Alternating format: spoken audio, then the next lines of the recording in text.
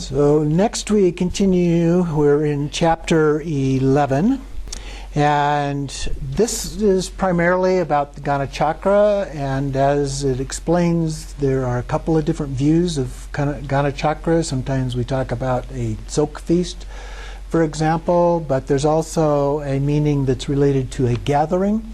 And so he talks about both of those in the chapter, so we'll go through that.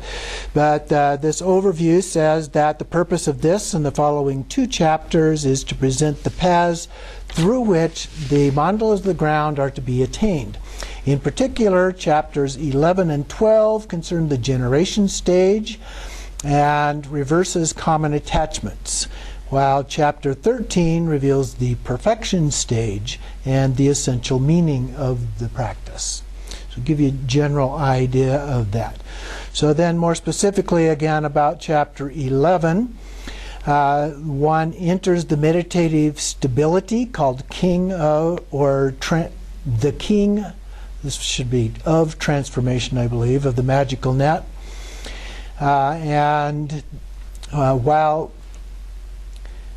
Which is the coalescence of skillful means and discriminative awareness to reveal the generation stage of skillful means. So there are four axioms of correct view that are discussed. The first one is the single basis. The second one is the modality of seed syllables. Third is the blessing. And fourth is direct perception. And they respectively concern the primordial awareness that gives rise to cyclic existence and nirvana, the indivisibility of appearances and emptiness, the innate purity of all things, and the realization that all phenomena are the deities of the mandala. So everything that we perceive is a deity. So the actual experiential cultivation of the path has two aspects, namely the discernment that appearances are pristine cognition and the display of the mandala of feast offerings. According to the former, all subjective psychophysical components are discerned as the mandalas of the peaceful and wrathful deities. All objective elements are discerned as the mandalas of the female consorts of the peaceful and wrathful deities, and all their offerings, ornaments, and so on are discerned as the mandala of the indivisible display of male and female. So both of them united together. In particular, the indivisibility of natural purity of the paths of skillful means and liberation, which employ the secret offerings, are discerned as follows. The path of skillful means concerns the mandala of great bliss, in which sexual union is naturally pure. In general, there are three kinds of mudra, or female yogic practitioner: the Devi, aged 12, the Nagini, aged 16, and those of the inferior genus aged 20, who are respectively the consorts of the Buddha mind, Buddha speech, and Buddha body. In particular, there are 6 types of female yogic practitioner, known as lotus, conch, marked, doe, elephant, and diverse types. And these are associated with the 6 different enlightened families classified as superior, mediocre, inferior, or signs. The signs are said to be the clearest in the girls of the under the age of 20. Sorry, folks. Okay. As for the development of pristine cognition in this path of skillful means, there are 3 preliminary practices: ritual service, which induces bliss by means of relaxation, dietetics, and medicinal elixirs; massage; conversation, and so forth. Then the second one are the rites of attainment, which require the male and female yogins to be visualized as male and female consorts and to engage in foreplay. And then the rites of great attainment, which require the union of the male and female consorts. The actual foundation or main practice then concerns the 4 delights, or 4 joys, 4 blisses. which are experienced through the descent of seminal energy through the central channel of the subtle body and the pristine cognition through the subsequent reascending of the seminal energy. So it's moving, visualized as moving up and down. The result of the practice, the path of skillful means, includes supreme accomplishments such as the level of Samattabhadra and the Buddha body of indestructible reality, and common accomplishments which are endowed with supernormal cognitive powers. So then, the path of liberation transfers the consciousness of negative beings to the higher realm of rebirth. There are 10 objects or fields of compassion and that are suitable for appropriate liberating techniques. So this is trying to liberate somebody who's doing some bad things. You sometimes see that where they're liberating a being by killing them. And the actual skillful means of this liberation, it puts liberating in quotes here, are first, meditative stability, second, mantra recitation and hand gestures, and third, the burnt offering of an effigy, which are respectively for yogins of superior, mediocre, or inferior potential.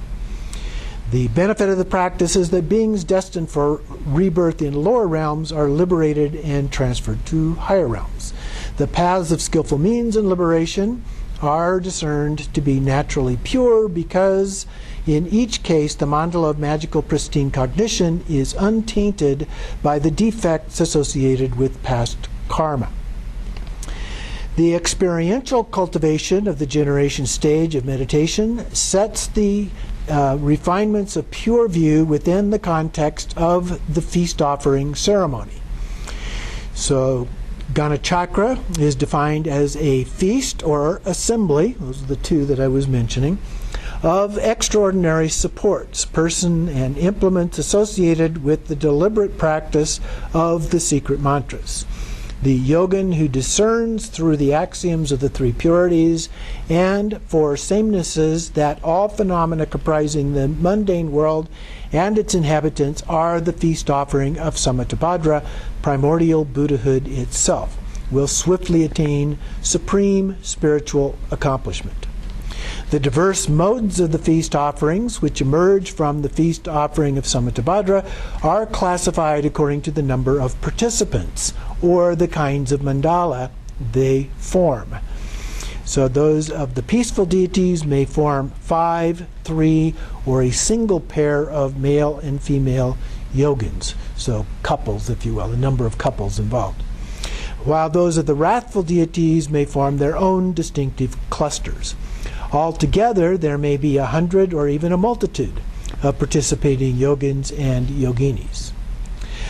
The feast offerings may also be classified according to outer, inner, and secret hand implements which participants hold, and the deities confer the accomplishments in the course of the ceremonies and provisions of merit and pristine cognition that are gathered within them. As far as the actual procedures for the performance of the feast offerings, the participants should enter the assembly according to the correct ritual sequence. This means that the mandala of the single cluster is entered first of all, followed by the mandala of 3 clusters, then the mandala of the 5 clusters. So these would be the number of couples in each of those groupings. And then the mandala of indestructible expanse. On the basis of the symbolic mandala, which is constructed in accordance with these clusters, suitable offerings and implements are arrayed and transformed through meditative stability before being offered to the visualized deities and enjoyed by them. The ceremony concludes with the prayers and benedictions which dedicate the merit of the practice for the sake of all beings. The chapter ends with a synopsis of the basic elements necessary for attainment through the feast offerings, namely meditative stability, the appropriate location and implements, and the specific time for its performance. So that gives you an overview of the content of the chapter. So now we will take a look at that. So then in chapter 11 begins with the path, the generation and completion stages. And first, the reversal of ordinary fixation through the generation stage and engagement with the essential meaning through the completion stage. So then it divides this into the reversal of ordinary fixation through the generation stage, and then the explanation of the mandala of gathering. And then on page 462, we establish the context for the meaning. So within that, having conferred the empowerment to practice the generation stage of taking the method of objective appearances as the path, the Tathagata takes great delight through the manifestation of the method. Samittabhadra himself appears as the passions of samsara, the magical manifestation of the appearance of method's 5 desirable objects. And those were cited previously in the text. I don't recall them off the top of my head. Then these abide as the wisdom of emptiness. The nature of this matrix is primordially indivisible and free from acceptance, rejection, refutation, or establishment. And then primordially awakened, this is called the king, or nature of phenomena. To comprehend this without abandoning desirable objects and passions, the male and female enter into the sacred samadhi of union. So then it goes on to talk about the meaning, and in particular the spontaneously present mandala of the ground. All phenomena that include the appearances of samsara and enlightenment have a single cause, primordial origination from within emptiness. So from within this emptiness, everything then emerges. And we do that in the practices regularly. At the beginning part of almost every practice, there's something that says from emptiness. Sometimes it's got the emptiness mantra or something in there as well. And then from emptiness, everything emerges. On 463, second line in the commentary, phenomena abide in the mode of the syllable ah as the indivisible unborn nature of empty appearances. And of course we know ah is associated with Samittabhadri. And then in the next paragraph of the commentary, appearances are om, emptiness is ah, and their indivisibility is hom. Om, ah, hom. While naturally abiding as they appear, they are empty. Although empty, they appear. Therefore, emptiness and appearances are indivisible. Or sometimes we just refer to it as a hyphenated appearance emptiness. And then in the next paragraph toward the bottom of the commentary, just as it is characteristic of fire to be infused with heat, the characteristic of phenomena holds the primordial blessing as the mandala of awakening. Since nothing is otherwise, this abides in the manner of being completely pure. Continuing on the next page, the intrinsic nature of emptiness as the Dharmakaya, phenomena as the Sambhogakaya, and appearances as the Nirmanakaya indicate that all form is the mandala of the enlightened body. All sound is the mandala of enlightened speech, and all phenomena abide as the mandala of enlightened mind. And skipping a few lines down there, outer appearances abide as the females, inner aggregates as the males, and all collections of thoughts as the deities. When this nature becomes actual realization, this reveals the unwavering wisdom intent from within evenness. And then below the citation from the all-creating monarch, similarly, the 5 poisons, and this is an explanation of that quote there, the 5 poisons reveal that there is wisdom, and the mind reveals that there are 5 kayas. The 5 elements reveal that there are 5 consorts. Phenomena's intent inherent characteristics reveal the awakened nature, as well as the fact that the conditioned phenomena of appearances lack true identity. Hence, the fundamental nature of the genuine ground abides in this way. So we're looking at this from a very Buddhist wisdom level kind of view, Ati Yoga view. Once everything is realized to be primordially fully perfected as the great awakened monarch, then the apparent phenomena of samsara and enlightenment, without acceptance or rejection, will arise as the sole, all-pervasive manifestation of wisdom. That is the fundamental nature of the great secret, also explained as the basic space of the nature as it is. Top of the next page. When applied to the generation stage, the single cause refers to the three samadhis. The syllable or seed syllable, and the blessing means the mandala of the deities. The actual realization is the meditation is simultaneously perfected. And then the single cause means samsara and enlightenment are within one mind, or one within the mind, The mode of the syllable refers to understanding the unborn nature. The blessing means that by resting in evenness, one will become indivisible with the nature of Vajra enlightened mind. And actual realization means through meditating upon wisdom of self-awareness, there will be realization.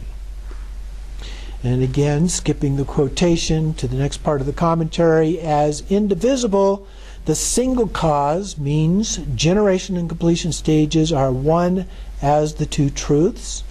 Eternalism and nihilism abide as the cloud of syllables. Blessed means from within naturally pure space, everything appears as the generation and completion stages. This nature is determined through awareness without contradiction as the actual realization by practicing diligently day and night. So he's giving us some guidance here in terms of how to do this practice, how to understand the nature of the practice. Then on 466, we have a section on internalizing the mandala of method and prajna. And then whatever appears is the mandala of wisdom. So connected with the appearances of phenomena. And so at the top of 467, then we have an explanation of the indivisible mandala of mind and appearance together. And remember in the commentary, the overview commentary, talked about the male as the skillful means and the female as the wisdom mandalas, separate mandalas, and then it talked about the union of the two mandalas together. So that's where we are here, but first it actually goes into the male as the apprehender. So the way of knowing the peaceful mandala is to know that all five limbs of the body, eyes, their consciousnesses, and so forth, eye consciousness, ear consciousness, and so forth, are not just independent. As Om, this should be understood as the intrinsic nature of the five wisdoms indicated by the five males, the 8 bodhisattvas, the 4 male gatekeepers, the 6 sages, and so forth. Their intrinsic nature is just like a reflection within a mirror. There's no real existence, yet it appears. Meditate upon this as the mandala of the 5 families of the Sambhogakaya. So the next time you're in the bathroom and you're looking in the mirror and seeing yourself, you just recognize those are the 5 families right there. The male families. Okay, then the wrathful mandala is all the aggregates, the organs, the conscious states, and so forth to be meditated upon as the mandala of the extremely wrathful nature of the 5 wisdoms. And then the next section deals with the female as what is apprehended. Okay, so the male is the apprehender, the female is the apprehended. So first, there's knowing the peaceful female consorts is that all forms constituting the synthesis of all beings including sound, smell, taste, touch, and the like, everything that appears as the 5 elements.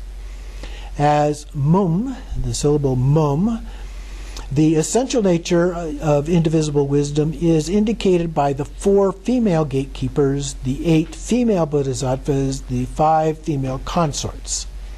So meditate upon this mandala of consorts as appearances, yet there is nothing to identify. So it goes back to that kind of Ati Yoga approach to things of not focusing on all of the details. Alternatively, the visualization of the wrathful consorts is that one meditates upon the mandala of the wrathful females. So next we have the indivisible mandala, which is described as the play of enjoyment. So the indivisible mandala is that the clothing and ornaments, the food, drink, song, speech, dance, gestures, movements, stomping of feet, and undulations of the arms are like the great gathering of massing clouds. They are the intrinsic nature of indivisible emptiness and appearances, or male and female, appearing as the syllable hong. By understanding this nature, all ganachakra substances become like a dream. Realizing this, everything is completely partaken of as the 6 goddesses. The result is the mandala, that is the natural source of common and supreme cities. By pleasing the Buddhas as the aggregates, elements, and sense sources, great waves of benefit accomplish the state of awakening.